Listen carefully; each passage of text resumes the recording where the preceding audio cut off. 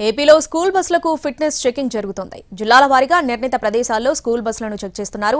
Fire alarm లేని బస్సులకు fitness certificate ఇవ్వడం లేదు. భద్రతా ప్రమాణాలు పాటించకుండా ఫిట్నెస్ లేకుండా స్కూల్ బస్సులు రోడ్డెక్కితే చర్యలుంటాయని హెచ్చరించారు అధికారులు. 2019 తర్వాత నుంచి ఫైర్ అలారం లేని బస్సులకు ఫిట్నెస్ సర్టిఫికేట్స్ ఇవ్వడం లేదంటున్నారు రవాణా శాఖ అధికారులు. విజయవాడలో కూడా స్కూల్ బస్సులో తనిఖీలు జరిగాయి. విజయవాడలో స్కూల్ బస్సుల చెకింగ్స్ పై మరింత సమాచారం మా ప్రతినిధి రామ్ అందిస్తారు.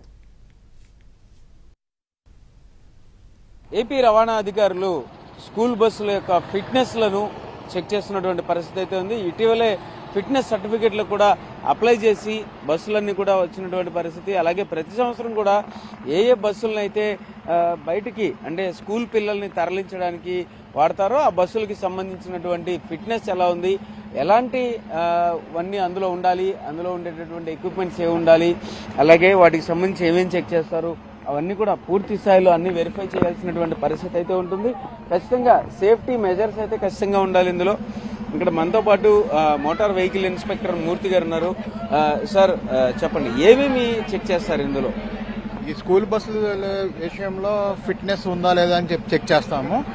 అట్ ద సేమ్ టైమ్ ఇప్పుడు మనకి FDSS ఫైర్ ప్రొటెక్షన్ సిస్టమ్ అని చెప్పేసి ఇప్పుడు ఈ బస్సులన్నింటినీ కూడా ఫైర్ ప్రొటెక్షన్ సిస్టమ్ అని చెప్పేసి ఎమర్జెన్సీ సిస్టమ్స్, ఈ వాల్వ్స్ వీటిలో ఏంటంటే ఎమర్జెన్సీ సిస్టమ్ ఏమైనా ఫైర్ ఇన్సిడెంట్ అయితే ఇట్లా గ్యాస్ స్ప్రింకిల్ అయ్యి మొత్తం అంతా ఇదంతా ఫైర్ ప్రొటెక్షన్ చేస్తుంది. ఇదిగోండి ఈ డిటెక్షన్ డివైస్, అక్కడ ఆ డివైస్ ఉంటుంది.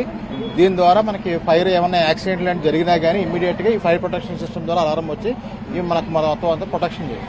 సో అంటే ఇప్పుడు ఏదైనా ఒక ఇంకా ఏమేమి ఉండాలి అంటే యాక్చువల్ గా మెడికల్ కిట్స్ ఉండాలి, అలాగే చూస్తే ఫైర్ ఎక్స్టింగ్విషర్ ఉండాలండి, ఫైర్ ఎక్స్టింగ్విషర్ ఉంది, మెడికల్ కిట్ ఉంటుంది, డ్రైవింగ్ లైసెన్స్, అతనికి లైసెన్స్, హెవీ లైసెన్స్ ఉండాలి అతనికి.